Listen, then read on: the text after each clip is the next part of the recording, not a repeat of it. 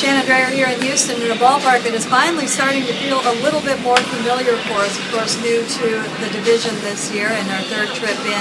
Finally kind of getting the lay of the land of the ballpark and the city. Of course, big news coming in today. Taijuan Walker will be making his debut on Friday. He hasn't officially been added to the roster as of yet, but he did arrive this morning, worked out with the pitchers. We had an opportunity to talk with him since he isn't officially on the roster as of yet. He will not be allowed to be in the dugout or in the clubhouse or in the park for that matter once the game starts, but he'll be ready to go tomorrow. I had an opportunity to sit down with him for about 10 minutes. You'll hear part of that interview on today's pregame show, part of it on tomorrow's, and I might run the whole thing on the postgame show tonight. What really struck me, and I've talked to Taijuan for a couple of years now, from when he was drafted to his first spring training to last spring training, he really seems to have, and I don't want to put this the wrong way, because he's pretty mature for his age. That's not a huge concern. But he seemed to have even grown up a little bit more since spring training. This is a guy with a lot of confidence. He's wanted to be here all along, and he kind of felt that underlying, well, I know I'm supposed to be up there.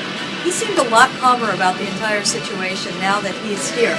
I don't know if that's something he's picked up over the last few months, or if it's something that's happened over the last day or two, but his head seems to be in a great place for what's coming up. And as I said, you can hear more about that interview. I'll share one thing that I just loved. I asked, how are you going to handle it once you get out on the field?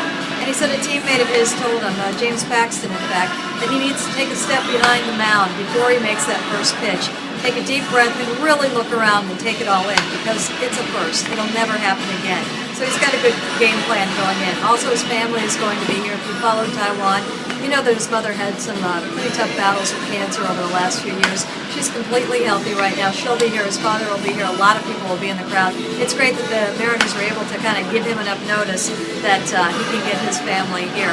Although he said he found out at the same time that we found out, because they tried to time everything as such, because they knew how fast it would get out on Twitter, and that it did. The minute it was announced, we tweeted it. He was still in the office getting the news. His mother saw it on Twitter, so by the time he called her a couple minutes later, she already knew, and of course, was thrilled. The other piece of news today is Michael Morse, there are reports, was claimed off waivers by the Baltimore Orioles. This sounds right because the Orioles are one of the teams that had interest in Morse at the trade deadline.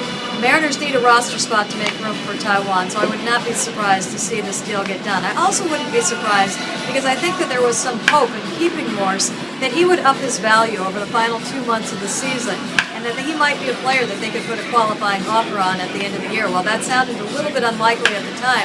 The more I thought about it, the more I thought with the bat that he brings, and if you kind of look at him for what he is, a guy that's going to hit the ball out of the ballpark, there aren't a lot of those out in the free agent market. A team might have been willing to give him a 3-year, say $30 million contract, and he would probably take that over a 1-year, $14 million deal. We don't know for sure, but usually players will go for length of contract over dollar value, especially if they've had injury issues. So it wasn't as crazy an idea as I originally thought, the more I thought about it. But of course, Morse hasn't performed since coming back from the DL, hitting 158 since July 20th. So it seems like if the Mariners have the opportunity to get something for him, be it a player or salary relief, and just by the sheer fact that they need that roster spot, they don't need any more outfielders right now.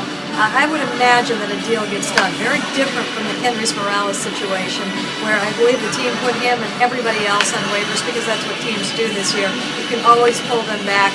Apparently the 48 hours has expired with Morales. He's not going anywhere. I don't think he ever was. I think that was nothing more than a way to gauge value for what Morales is. So, Morse will find out in the next 48 hours. Morales staying put. Walker making the start tomorrow. Your lineup for tonight: Miller, Franklin, Seager, Ibanez, Smoke, Gutierrez back in there in right field, Saunders, Ackley, Quintero, and of course Ramirez making the start. For all the latest breaking news on the Mariners, stay tuned to 710 ESPN Seattle. Follow me on Twitter at Shannon Drayer, and of course on the blog on 710sports.com.